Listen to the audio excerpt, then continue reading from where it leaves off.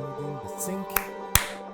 Okay. Sync is done. Time is money. Ahmed, thank you very much for being here. Thanks. I'm really glad that you accepted my invitation to be on Escapade.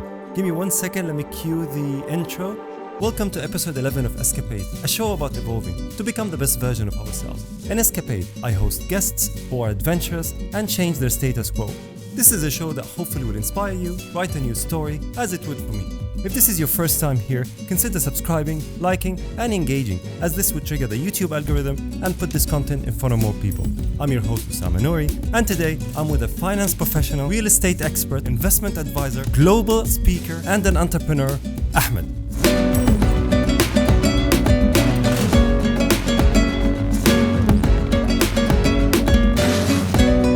Thank you so much for this introduction. Thank you very much, Ahmed. Thank you for I'm being really here. happy to be here, and I'm looking forward to actually having a great discussion. It's been like 2 months now since the first time we discussed. Yeah. And Ramadan came, and all of a sudden, blink of an eye, and 2 months passed, and we're here. Yes, exactly. Thank you very much. Looking So, forward. okay, one thing to start, just to set the scene. So, just for the audience, this discussion will start with setting the scene, understanding what financial independence is, how is it related to our time and our well-being, and then what are the challenges and the problems that might face us to achieve that, and then we'll end up with some tactics, some advice from you on how do we start today and what plans should we follow to achieve that independence.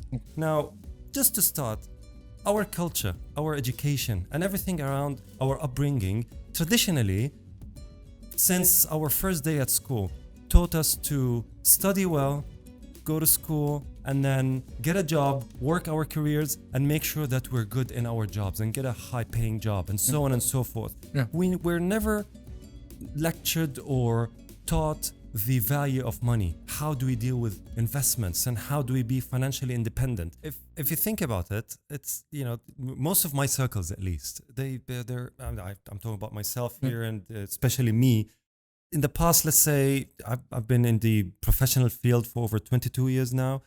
I've always heard about this, but to me that was a scary world, because it's something that always we've been taught that, you know what, you have to make sure that you have a secure job, you have to save. And usually that led me to living a life of paycheck to paycheck. Mm-hmm. And when you look at the statistics now, you see that 60% of people genuinely live paycheck to paycheck. Yeah. This is scary. Yes. What do you feel about that? Okay, so I don't have anything against actually working in a job. Now the thing is, I feel that somehow you need to go through that experience, and the reason why you have to go through the experience is because a lot of people have that idea that being an entrepreneur is actually amazing, and you could make a lot of money, and it's glamorous, and it has nothing to do with that. The effort that you have to put in being an entrepreneur, the independency, the fact that you actually have to go through financial constraint is actually a big thing. Mm-hmm. And the only way you're going to be able to actually learn about business is to actually go through the process of working from 9 to 5 at the beginning, to understand how the structure of an organization is, to understand how you could actually develop sales skills, negotiation skills, communication skills, to see the different aspects and different aspects of a business. And then from there, you can start thinking of actually moving into your own job. Now, the 9 to 5 paycheck to paycheck is not ideal, because in the end of the day, if you get security, yes, and you feel comfort, yeah, but then there is the difference between security, comfort, and then wealth, right? So you feel secure at a certain time, and it's okay, but then in the end of the day, maybe that person or that employer lets you go. Maybe you find yourself, you don't have a steady job or a steady paycheck, and especially during the COVID right now, we've seen a lot of a lot of firing, and a lot of people that were actually let go.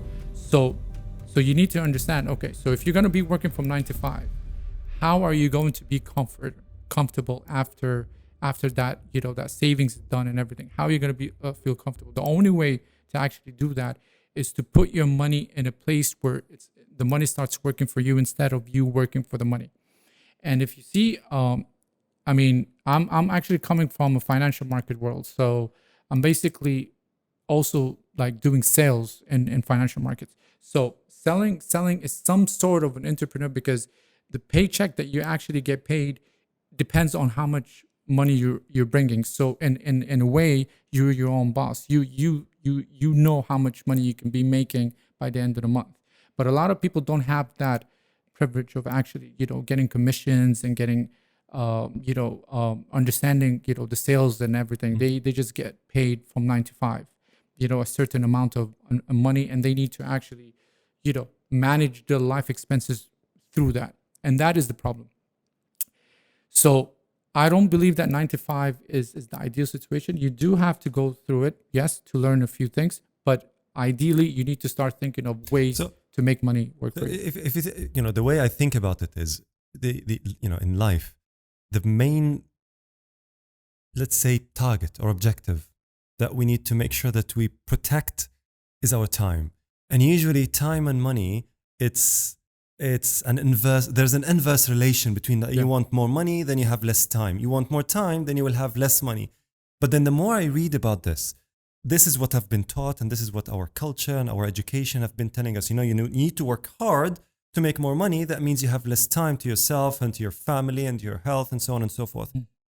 But that's not the case. So the concept of financial independence or financial freedom is actually being able to sustain yourself and make more money, but not work as hard or still have time to yourself. So it's actually a positive relationship between having more money and having more time. Yeah. This is financial independence. Yes. So what do you think about this concept in specific? Okay, so in specific, the concept of time management is an issue that a lot of people are actually facing, right? So yeah, ideally, people think that it's actually a 9 to 5, but it's not really a 9 to 5 job. Right now, we're actually sometimes work 10, 11, 12 hours. Okay. And then you have the traffic through the transportation by the time you reach home. And then once you reach home, if you have kids, your kids are going to be sleeping by 9 or 10. So you don't really spend a lot of time with your family. Now, then financial freedom to me is actually having that time that you could actually do whatever you want. So time is definitely the ideal solution in the end of the day, because no matter how much you actually work, okay, ideally what are you making the money for? Okay, if you're going to be working so many hours and then that money is just saved in the bank or saved under the rug or anything, at the end of the day, it's you're not having enough fun with it, right? So actually, time is the ideal way of it's the thing that we need to protect. And if we're spending most of our time, like spending it like money, we're spending our time to make money, then I would argue the saying money is the root of all evil, then this saying is true, because it will take you from your family, it will take you from taking care of yourself, it will take you from the most important things in life. Yeah. And then blink of an eye, and then 60 years passed and you're 60, and then you can't do the things that you should have been doing when you were 40 or 30. And that's only because you've been working hard for money. However, money in its own abstract form is not evil if you're able to use it and do good with it, yeah, and not spend your time to earn money. You should be spending your money to earn your time, and that's how the formula should be. Yeah, it should be. The whole idea of the money is the root of evil is we got raised being we were told this from our parents and all that. But I think ideally it's not the evil that actually comes from the money. It's who you are. Okay, so if you're evil, then probably when you have money, you're going to be spending it on evil things. If you're actually a good person or coming from a good root, then you're going to be using this money for good, right? So it's not the root of evil or money is bad and all that. Actually, even the divorce rates are actually increasing because of lack of money, right? So money in a way is not only financial freedom, but it's just a sustainable life that you need to actually have to have it. You can't buy it. The thing is, you can't buy happiness with money. I disagree with that. I disagree. You can buy now. It's not the reason for happiness is not money, but then if you don't have money, most definitely you won't be happy. Yes. That's the relationship here. So now we understand that, okay, first part is done. We understand the concept, financial freedom and time and money, and how our objective is not to make money, is not to be hard workers or all our lives. We understood that yes, jobs, a 9 to 5 job is important, maybe at certain point in time. Yeah. So at a large scheme of things, if we have a 10,000 feet view, bird's eye view of our life, and we have the moment we started working all the way to the moment we achieve our goal, we need to have that planned out. We start with a paying job, let's say a 9 to 5 paying job. But then what happens is people fall into the debt. And most people kind of fall into this marketing, and advertising, and they start buying things, and the credit card debt, and all sorts of debt. And sometimes they buy their own homes on mortgage, thinking that it's an asset, but they're not able to pay it. And the mortgage gets accumulated, sometimes education, debt, and so on and so forth. So the first part is really making sure that you're not in debt. But how do we do that? All right. So basically, I'm not against. There's good debt and bad debt. I'm not against good debt. I'm against bad debt. Bad debt are usually credit cards or spending your money on things that are not important, luxury things, right? So especially like people who are actually living here in Dubai. Dubai is a very tempting place. So you spend a lot of money. So you find someone who's actually working from 9 to 5 in a job that pays like 15,000 dirhams or anything, or 10,000 dirhams. By the time they finish 6 months or 1 year, they go into getting a loan and getting a credit card and buying the most expensive car and buying a boat and blah blah blah and all that. Now all of these things are luxurious. They're not important. Ideally you should not be using debt unless it's necessary, and unless it's actually being spent on the right thing, like business. And also when it comes to business, this is also an advice. Like, you need to have a proof of concept that works before you go out and start raising money. Whether you get it from a bank, whether you get it from investors, venture capital, you shouldn't be using money unless you have a proof of concept and you know that this idea or whatever you're doing is actually making sense. Now, once you start getting that debt and spending on your business grow, whatever revenues you start bringing from that business, also you don't spend it on luxurious things. You spend it on assets, where those assets are bringing passive income, and from that passive income, then you could start spending on luxurious things. Okay, so I am someone who just, let's say, 5 years into my professional life, I have a job. Let's say this job is 10,000-15,000 dirhams, $3,000-$4,000, and I have debt. The first priority for me is to close these debts, whatever it is means. Even if it means that I live on the bare minimum, I finish my debt. I reach to that surface of no debt, and then I start saving. I start saving because I need to exit that 9 to 5 job, that paycheck to paycheck. And the rule of thumb that I keep on hearing is you need to save. You start saving by saving 10% of your, let's say, salary, and this saving goes, as you said, into a business. But before you think about the business, while you're saving, you need to make sure that you have a proof of concept, you're working on yourself, and this is how you can go into the business. Now, this leads me to the next point, which is income diversification. Now, we said that salary is one type of income. Now, business and working on something but this is long term before business.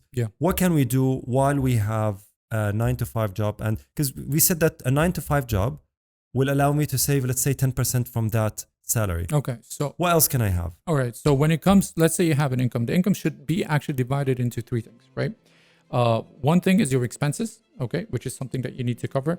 The second thing is saving, okay? And the third thing, saving actually for a rainy day, because you never know. As I told you, you might be working from 9 to 5 in a job for 2-3 years, then they let you go, and you look into your bank, you don't have what it takes to actually cover 6 months or 7 months by the time you actually get another job.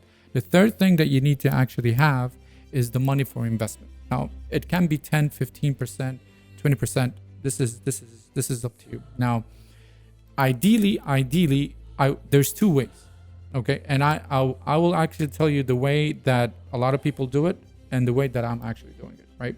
Now, a lot of people, what they do is that the money that they actually have, they start putting it into, retirement plans, savings, investments in stocks and bonds, right? Now, these are actually quite good when it comes to diversification. But I actually don't totally agree with that idea. My concept is to actually spend money on business, okay? Have a proof of concept, start building that business, and then you start diversification. Now, the reason why is because you need to be focused on one thing to make sure that that thing turns into a cash cow, okay?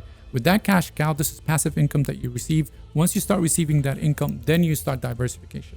Now, a lot of people out there on social media and a lot of the gurus who actually say, they're gurus, they say you have to diversify the first thing. And that's not the ideal solution. Diversification is only done when you actually, in my opinion, when you actually become more specific in what you do, okay? And once you become focused in your field and the thing that actually starts paying you a lot of money, then you start putting it into more riskier assets, right? Riskier assets that are stocks, bonds, FX, cryptos. There's a lot of asset classes that you could actually invest in. Now, ideally, the first asset that you have to start considering is real estate. Now, a lot of people say, well, Ahmed, you know what? Real estate is a lot of money, okay? And it takes a lot of money and a lot of time to actually start building a portfolio. Well, there's a lot of ways you could start investing in real estate with the minimum amount, okay? Real estate, the idea of real estate is leveraging your money. You can actually use other people's money to start doing development. You could actually invest in REIT, which is basically a real estate platform where you could spend as much as $500 to start actually investing in real estate. So there's a lot of real estate platforms that you could use where you could start making money from it. So ideally, real estate should not be, something scary for a lot of people. And at the same time, I don't believe that you should actually put your money in a place where there's a mortgage of 20 to 25 years, because in the end of the day, that sale value that you're going to have for that house won't worth anything, because the banks, they actually calculated within, the interest and the mortgage rates that they actually give. So, okay. So I have a salary. This is one income. Then you mentioned investments like stocks, bonds, cryptocurrencies, and so on and so forth. You mentioned real estate. So this is how I think of it. I'm working. I finished my debt through paying off all of my debts through my salary. Yeah. Then I started saving. So that's the chronological flow of how I should plan my life. And that's not a 3-4 months plan. This is a very 5 to 10 years plan. So you make sure that you don't have any debt by making sure that you don't spend on luxury. Yeah. And you make sure that you live bare minimum until you reach to a point where you're debt free. No credit card, no mortgage, nothing. Now, you go into the savings, and from savings you have money. Either you, through that time, developed your own business, developed your own idea, your proof of concept, you start either spending on it or asking for money to spend on that. And we'll come to that in a moment. Or you put it in investments, whether it's stocks, bonds, and see what dividends and how, and you have to educate yourself on that. Or you go and buy real estate. And in real estate also, it's not about going and taking a mortgage from a bank and paying it for 25 years. There are platforms that will allow you to spend as little as you said, $500 or $1,000. And then from that, my advice is always to get either a coach or someone who would a mentor who will guide you through that, because there are horror stories from people who put their money with companies that then closed off and nothing happened, or even with banks, like reputed banks, and these banks just shut down the entire program and all your money is lost. So there has to be someone who is guiding you or coaching you. Sometimes this is at a cost, which is a justified cost. Now, this is the diversification that in time we should aim for. So we have multiple. So I'm sitting now 10 years from my plan, and I'm happy because I achieved my plan. I have my salary. I'm still working. That's no problems at all. I have a business. That's another stream of income that comes to me. There's my bonds. There's my investments. There's my cryptocurrency that is getting me dividends and giving me all sorts of incomes, and I can at any point in time withdraw. And then I have my real estate and other assets and commodities that I've spent in, and all of those are the incomes. Now, this way I'm achieving my diversification or independence, because if, let's say, as you mentioned, I got laid off, that's no problem at all because I have still other means of other streams of income. So now moving into the tactics, getting out of the debt, you mentioned this is easy. Structuring our savings, you mentioned that trust fund, and is there a formula for the savings? Let's touch on that specifically. So you mentioned trust fund, saving for my business, saving for investments, saving for assets or real estate. How do you feel the optimal way of saving for that objective? Okay, so let's just go back a little bit, right? So you're actually working 9 to 5. Okay, so your school, your education starts once you start actually, having a job, right? Because when you're a job for like, let's say 9 to 5, you learn operation, you learn sales, you learn management and all that. Now a lot of people, they come out with, like, let's say, for example, an accountant, okay, comes in, was like, well, I'm really good at my field, right? So I can actually open like a firm, like an accountancy firm, like a consultancy firm. And then now that's the thing. There's a big difference between being an employee and an employer, right? So you need to have that knowledge and that work done between 9 to 5 so that you could learn how to actually operate a business, okay? And the best way to do it is to actually join a startup, okay? Now, leaving that, we start looking into, having money for the savings and for the investments and, a proof of concept for your business. Now, when it comes to the savings, ideally, I usually say put 30% in savings, okay, for 6 or 7 months, right? Because from my experience, between 6 months to 1 year, if you're ever laid out, okay, or laid off, sorry, from your job, this is the time when you're gonna start looking for a new job. And usually it'll take between 6 months on average, 6 months to 1 year to actually get into a new job. This is the trust fund. This is the funds for your savings. It's right. Whether you put it in a bank or whether you put it under the rug, it's up to you. Okay, right. But this is the amount for 6 months at least. You need to have it as savings. So you calculate how much is your expenses per month. You multiply that by 6. Yes. And then you should have that amount of money as cash in your bank, not touched for emergency. Exactly. Okay. But I usually add to it another 10%. So let's say, okay, so as a cushion. As a cushion, exactly. Yeah. All right. So let's say I have that amount. Okay. This is great. Owner savings. I would never touch that amount unless I am actually laid off from my job. Right. Okay. Right. So that's point one. You have this to have is point that. one. Like you have to have that goal. You reach to that goal. After you reach to that goal, you can actually start reducing your savings. Okay, the amounts of you saying, instead of 30%, you can start thinking of saving from your salary. You could start thinking of saving 10 to 15%. Right now, ideally, there's another thing like companies like, let's say Zurich. It's a company in the IFC. Another company that I know also, it's like Investing Trust. Okay, these companies, they do retirement plans, right? So retirement plans are basically a contract that you sign with let's say BlackRock or with JP Morgan and all those companies, right? Those big giant companies, and you start putting monthly payments into it for like 5 or 6 years. Okay, ideally I put 10 years in that. All right, so you start depositing let's say the minimum $500, $300. Okay, and you know that after 10 or 15 years, this is going to be a big amount, and usually the return on the lifetime period is something between 30 to 40%.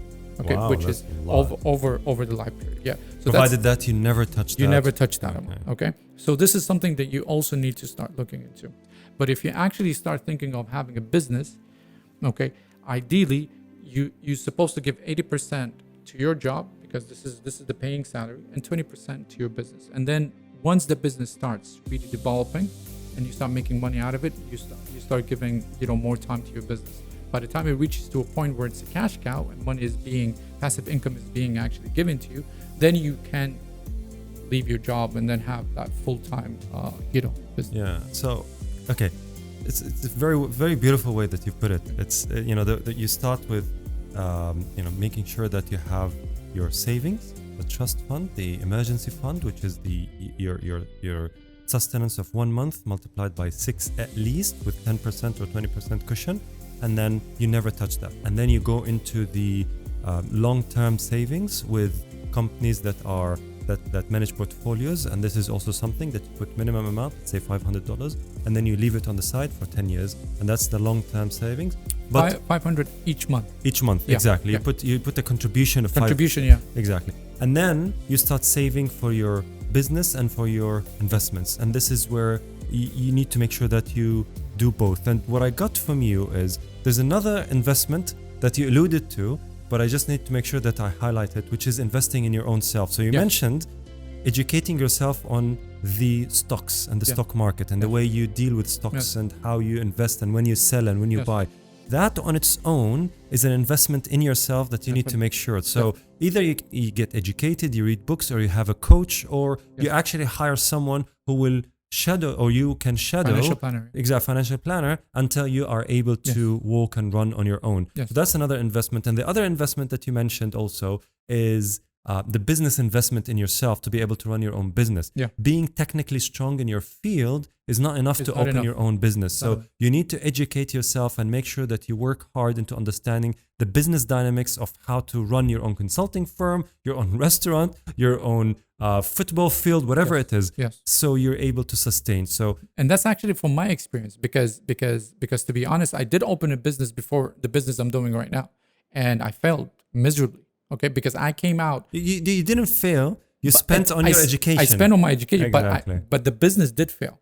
I had to learn the hard way that, not because I'm really good in what I do, that means I could actually operate my own business. So the only way I was able, and believe it or not, I took it like I had so many offers to go work for a company that already was established. I chose to go for a startup.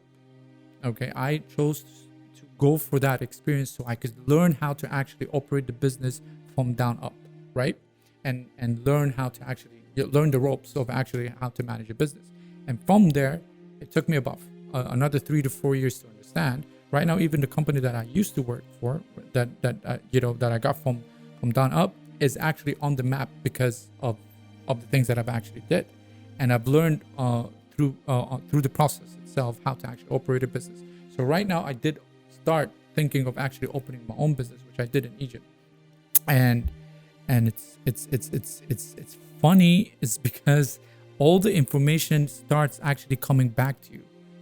Once you start operating, I did that before. I know what ERP systems are. I know what the Salesforce systems are. I know what to do in the customer service. I know the payment from an owner perspective. Exactly, not from a user perspective. I know connections in the payment gateways where it actually helps online for people to start investing, and I know the platform providers. So I started to understand that and utilize that knowledge. So it's really important that you need to go through this. It's an education. Yeah. It's an education. It's the best, the best school is the school of life. Yes. And this is exactly what you're mentioning now. You can be the best employee in the world. You can be the best at what you do technically. But then when you go on your own as an entrepreneur with a startup, if you think that you will succeed from the beginning, there are more power to you. But chances are you will fail. But if you consider this failure as something that will stop you, then you failed. Yes. If you think of it as, you spent time and money, you've lost some money, and then you think of it as, okay, this is money that I spent on the University of Life. Yes. Now I educated myself. Now I got the certificate of I did it. Yeah. I try it again, then I can do it. Yes. And that's how people should think about it. So we got out of debt. We started saving. We have the 6 to 7 months savings. Then we start saving the long term, which is 10 years, let's say, plans with Zurich or others. And then we start putting money on the side to invest in stocks, in bonds, in commodities, in cryptocurrencies, and also in real estate. Yeah. Now, all of that, and I would add one thing, which is side hustles. Yes. So, for example, for me, this is a side hustle. The YouTube and doing things on the side is a side hustle. So whatever it is, some people think that, delivery business is a side hustle. Some other thing that I can do, consulting job on the side as a freelance, as a side hustle. Whatever it is, that's also another source of income. The point is financial freedom only happens if you make sure that you do not depend, and your livelihood is not dependent on one source of income, that once it's gone, you'll start consuming from your own savings, and at some point in time, it will deplete and die. Yes. So that tap of income should be not one, but multiples. And that only happens through educating yourself, perseverance, and time. Yeah, and time. You have to be patient. You definitely have to be patient. I mean, one thing about the side hustles that I see a lot of people do, and this is why I feel that it's very vital to be informative when it comes to telling your story on Instagram, for instance, right? So think about this, okay? And this is actually a true example. There was a time when this American guy in the 1940s, he went to Vietnam to actually dig oil, right? And this is a very famous story. So he started digging holes, okay, and digging another hole and digging another hole, okay. And lastly, this is the lesson, the patience, that he actually started digging, and the 10 feet below was the oil. This is when he gave up, and he left and he sold that mine that project to actually someone else. So that person came in, dug that 10 feet, okay, and the oil came out. Okay, so the lesson here is actually you need to be patient, definitely, when it comes to actually doing that. And the second thing, you shouldn't be jumping from one hustle to another. The main hustle is the major hustle that you have to do to start actually earning. Once that you feel is your cash cow, and it actually generates money without really, like, while you're sleeping, basically, then you have to start thinking about, another hustle to get into. But the idea is, if you dig one hole, another hole, okay, you're learning what this hole is about, the second hole is about, the third hole is about, but you're not really an expert in any of those holes. You get me? That's so true. this is the main thing that I feel that a lot of people are not educating,